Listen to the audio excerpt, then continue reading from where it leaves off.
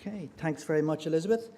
And folks, my job really is just to provide a bit of an introductory context for the really exciting plenary session that we've got coming up and the panel discussion that involves representatives of many different government departments and agencies, and indeed the sector itself, to have a conversation around how we can support the community and voluntary sector to realise its full potential. And the requirement for a little bit of context setting is simply that there's a lot of really exciting work currently going on in partnership between the community and voluntary sector and government. And there's lots of really important plans and strategies that are currently in development and reports that have recently been published too. And my job is really just to provide a little bit of context so that we'll be able to understand and fully benefit from the panel discussion as it takes place. So first of all, it'll be no great surprise for us to understand that our summit this year takes place at a time of great change in the sector, and you can see there many of the issues I'm sure that our members will appreciate and recognise in relation to the changed environment that we find ourselves in. Increasingly challenging and competitive funding environment. We know there's increasing compliance requirements in relation to the changes in relation to funding arrangements and governance arrangements that are expected of the sector. And of course it takes place in a context where there is still relatively low public opinion polling data in relation to public opinion, trust and confidence in the work of the community and voluntary sector. And remember, reflecting Paul's observations, the Wheel is a community of community and voluntary organisations and charities and social enterprises. We're all for-purpose organisations. The work that we do isn't in and of itself for our organisations themselves, it's for the people in the communities that we serve. And these issues, our conference is taking place not only at a challenging time for the sector, but also at a challenging time for the people of the world. And I'm not going to rehearse the issues, they're up there. We'll all recognise them and see them. But I just point out that it's organisations in the community and voluntary and social enterprise sector that are leading the way in community responses to many of these issues. So that's, our sector is at the front line of all of this work in relation to providing services and supports for communities affected. So the role of civil society is more important than ever in this global context in responding to these challenges. And because of that, again, it's more important than ever that we have a developmental strategy or strategies for the sector that enable the sector to maximise the real contribution we can make as a community to the changes. And of course, we need a strategy that responds to the challenges that many of the board members, managers and staff of the organisations in the room today will be experiencing. So what are those challenges? You'll recognise many of these challenges. We bring members together in the Wheel regularly at CEO level, at community level, and these are the issues that we're hearing from our members consistently and regularly in relation to the biggest challenges they face. Okay, the public trust and confidence issue is there. There's the competitiveness threat in relation to private company roles in relation to delivering services that have traditionally been delivered by voluntary organisations. There's a felt deterioration in some parts of the sector in relation to relationships between statutory funders, and this move from partnership working to contractual working is causing challenges. Recruiting and retaining staff for many organisations is a big issue.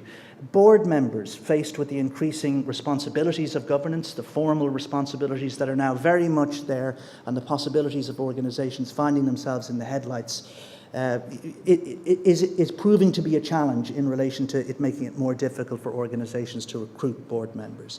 The demand for services consistently increasing and the inadequacy of funding available in responding to that. We know that regulation is important, and we'll be talking about the importance of regulation in relation to public trust and confidence, but there is this consistent piece coming through in relation to can we do something about rationalising and streamlining the compliance requirements faced by members. And for many members, the cost of insurance is a pressing issue. So these are the challenges, and most of them won't come as any great surprise to people in the room today. You'll recognise those challenges. So my job now so that we can maximise the discussion that will take place at panel, is to look at all of the really good work that's currently going on in relation to the strategies and policies that are there and reports that have been published recently that kind of reflect this changed landscape. And all of the ingredients are potentially there if we can somehow manage to bring coherence to them. So first of all, it's just worth reminding ourselves, there's much more information available on the sector now than was available 10 years ago. Benefacts, I'd encourage anybody who wants to know more about the community and voluntary sector and civil society in Ireland to visit the website. You'll see there, perhaps for some of you, some surprising numbers. For many of you, they won't be a surprise because they're no longer surprising because the information is actually in the public domain. So you can see we're talking about a very, very significant sector. Considered to be overall turnover over 4% of gross domestic product. Okay, so we're a very important part of Ireland's social and economic infrastructure.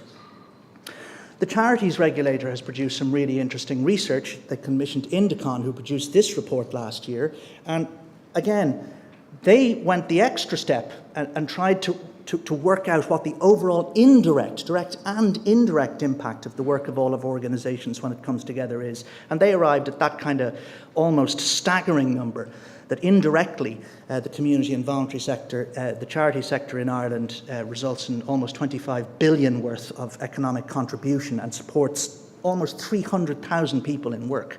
So they're kind of jaw-dropping numbers when you reflect on them for a moment and just see them. And this is all really good information that's now in the public domain. The programme for government, it's an important reference in relation to the conversation that will be happening, because there's a commitment in that the Wheel worked hard to achieve, which notes that you'll see there, the government will increase funding levels to support the sector, develop a multi-annual funding model that focuses on quality, effectiveness and efficiency, and that government will produce a coherent policy framework and develop a strategy to support the community and voluntary sector. And much of what I'll now just bring you up to speed on, for those that aren't aware, is the work that's been going on to deliver on that commitment. Okay? Department of Rural and Community Development, of course, is the lead department with cross-cutting responsibility for the community and voluntary sector. And it's been producing work that builds on the seminal policy statement for the community and voluntary sector, which is the white paper supporting voluntary activity that was published in the year 2000. So that's kind of, if you will, the foundation stone of policy in relation to the community and voluntary sector in Ireland. And it contains some important principles. It formally recognised the role of the sector for the first time. It talked again about the importance of multi-annual funding and some very great practicalities, and in particular it elucidated some important principles that have informed the relationship between the sector and the state in the years since. And these are the principles.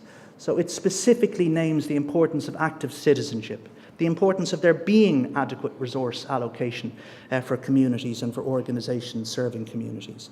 It talked about, you can see, the promotion of equality of opportunity, helping people to participate, respect for individual freedom in the context of pursuing social goals, and the importance of promoting and strengthening social dialogue. All good, so even though the white paper is almost 20 years old now, still very much relevant today as principles. And those principles have been taken forward in much of the work that's been going on since, which I'm going to turn to now. So the Department of Rural and Community Development is working currently on three separate but very interrelated policies and strategies. One of them develops the framework policy on local and community development, which was published by the Department in 2015, and is very close to being shaped into an implementation plan, an action plan or a 10-year strategy in relation to supporting communities, supporting local and community development and supporting the community and voluntary sector. The policy commits government to promoting civic participation, creating robust local collaboration and supporting voluntary activity and active citizenship. And we in the Wheel have played a part in the shaping of the policy through our membership of the Community and Voluntary Pillar. We've been very active and energetic participants in working with the Department to shape the implementation plan that's going to give effect to those commitments. And we've been working to make sure, to the extent that it's possible, that these particular issues, which are pressing for our members, are reflected in the commitments that will be contained in the strategy when it's published. So watch this space. We're expecting a development on that in the next few months. In addition to that policy, the department is also producing a draft social enterprise policy with additional supports for organisations that take perhaps a more business-focused or commercial-focused or income-earning focus to their work. And we've been very happy again to be participating through our membership of the Social Enterprise Task Force in relation to the shaping of that. This document sets 3 policy objectives. It's been put out to public consultation, and the department is now digesting the outcome of that public consultation as we speak. And it sets 3 objectives there: to build awareness of social enterprise, to grow and strengthen social enterprise, and to attempt to achieve better policy alignment in terms of the different supports and services that are currently there for social enterprises to make it a bit more coherent. Draft actions in that plan, you can see there, include making business supports available perhaps to organisations in the social enterprise sector or the charities, community and voluntary sector that perhaps have only previously been available to private organisations or private firms. Making sure that all organisations have sufficient advice and support, and that capacity building, sufficient capacity building, is in place in local communities to support social enterprises. So this is all really good. There's 2 really important, in other words, policies and strategies that are going to emanate from the department soon. In addition to that, we have a changed context in the sense that there is now an official governance code for charities, and Helen, I'm sure, will be talking more about that. There was a consultative panel that was pulled together by the regulator a couple of years ago, and it published last year, and it made a particular recommendation. One of them was that a specific governance code for charities be developed to replace the voluntary governance code, which I'm sure many members in the audience today will be well familiar with.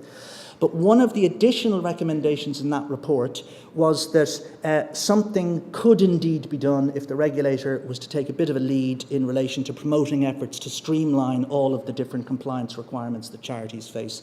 And the good news is that the regulator have engaged Indicon to conduct research into how it might be possible to introduce a kind of a charity passporting system to simplify reporting by charities in relation to the many compliance requirements they face. So that's really good news.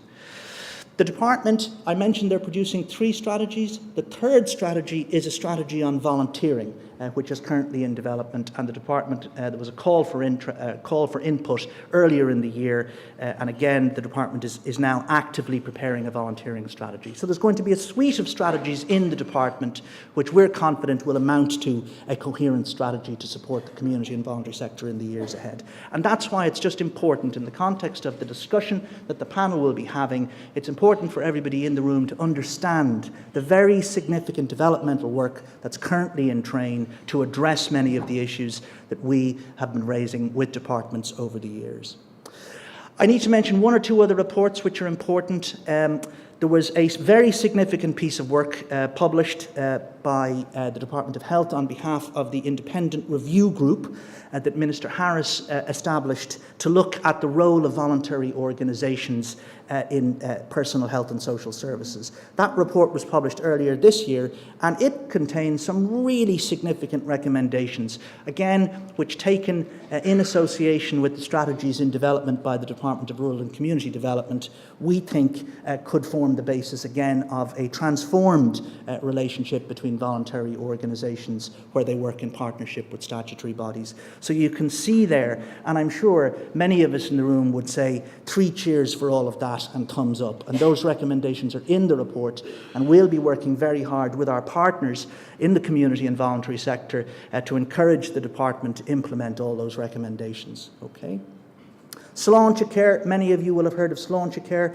Clearly, there are many organisations in the community and voluntary sector that are involved in the delivery of services or are funded or have some sort of relationship with the HSE. Can I see a show of hands for those organisations that are funded or part funded by the HSE, please? Hold them right up into the air. There we go, folks. You can see, I'd say about a third of the organisations in the room are in that category. So clearly, reforms in relation to how our health services are delivered will be very significant in relation to the future of the sector. We have the report of those recommendations produced by the Independent Review Group. It will also be important that Sláinte Care understands those recommendations and works to advance those recommendations in the context of Sláinte Care reform. TUSLA, many organisations again funded, and they're moving forward in relation to this new approach to funding called commissioning. They published a strategy in 2017. And again, that strategy talks about the extent to which TUSLA is committed to working in partnership and is committed to ensuring that there's sufficient capacity building invested in to enable organisations to play their full part in delivering services. And we have HSE networks in the wheel, and we have TUSLA networks in the wheel too. But you can see, I think, the complexity of the policy landscape. And one of our challenges on the civil society side is to encourage and work with government, to help government, to work with the sector, to join up all of these dots and to try and bring as much coherence to this complicated strategic landscape that we find ourselves in. So coming to a conclusion, in addition to that, I mentioned earlier on, and again, Helen will be talking more about this, the Charity Regulators Governance Code is now in place. It's a requirement for charities to now be compliant with that, and it will play a great part in supporting the sector to achieve the best possible governance standards, but in the doing of that, there will inevitably be additional costs that organisations face. So it's important that we in the wheel and all of our members consistently make it clear that good governance doesn't come for free. Good governance comes at a cost, and the cost of providing for governance really needs to be provided for by organisations when they're working with voluntary organisations to deliver services. So these are only the most obvious and relevant strategies and processes. There are many others. I've just scratched the surface here in relation to the most significant policies that we should all have in the back of our minds when we're listening and taking part in the plenary conversation that's about to happen. Okay? There are others. I've just loosely referenced them there, and I'll finish with my final slide. So I'm suggesting that that's the grand policy context, okay, that our conference is taking place in today. Okay? These are all the really good things that are going on.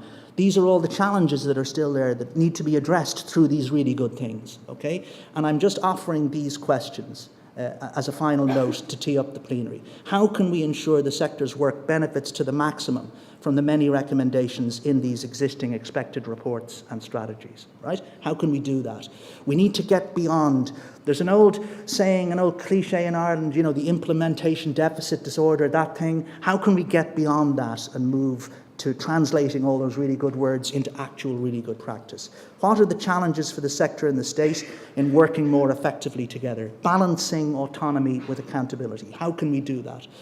What do we need to do to ensure these strategies and plans are implemented effectively? And ultimately, how can we ensure coherence between them?